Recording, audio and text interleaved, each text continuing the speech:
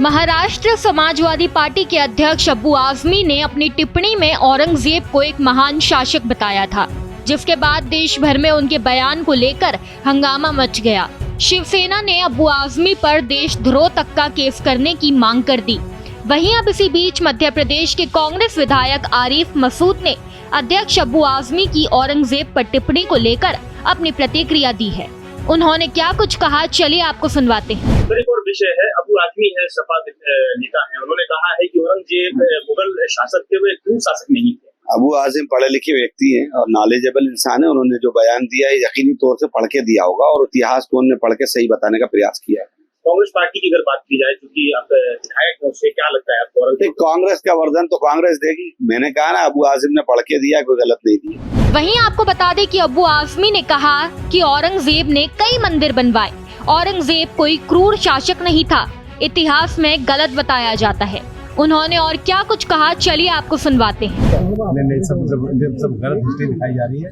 औरंगजेब रहमतुल्लाह अलैह ने बहुत सारी मंदिरें बनवाई हैं और आप बनारस में जाकर देखेंगे, एक बच्ची, पंडित की बच्ची को जब उनका ही एक सिपाही सालार उसके साथ शादी करना चाहता था, उन्होंने उस सिपाही सालार को 2 हाथियों के बीच पैर बांध करके वो मार दिया और उन पंडितों ने उनके लिए एक मस्जिद बना के दिया वहाँ पर। क्या बात करते हैं, गलत हिस्ट्री। तो आप औरंगजेब को क्रूर शासक नहीं मानते हैं? नहीं, मैं नहीं मानता। औरंगजेब क्रूर शासक नहीं, बिल्कुल नहीं, मैं बिल्कुल क्रूर शासक नहीं मानता। विवाद बढ़ने के बाद अब्बू आजमी ने सफाई पेश की है।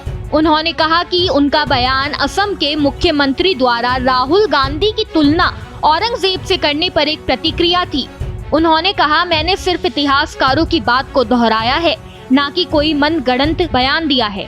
अब्बू आजमी ने ये भी कहा कि वे छत्रपति शिवाजी महाराज, छत्रपति साहू महाराज और छत्रपति संभाजी महाराज का पूरा सम्मान करते हैं और उनके खिलाफ कुछ भी गलत नहीं कह सकते। उन्होंने आरोप लगाया कि उनके बयान को तोड़ मरोड़ कर पेश किया जा रहा है और जानबूझकर विवाद खड़ा किया जा रहा है। लोगों में नफरत फैलाने की कोशिश की जा रही है।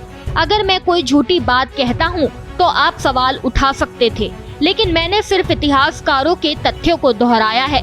अब देखना होगा कि इस बयानबाजी का राजनीतिक असर कितना गहरा होता है और क्या इस मुद्दे पर कोई कानूनी कार्रवाई होगी या नहीं। इस वीडियो में बस इतना ही। ऐसी ही तमाम खबरों को जानने के लिए देखते रहिए भारत एक्सप्रेस मध्य प्रदेश।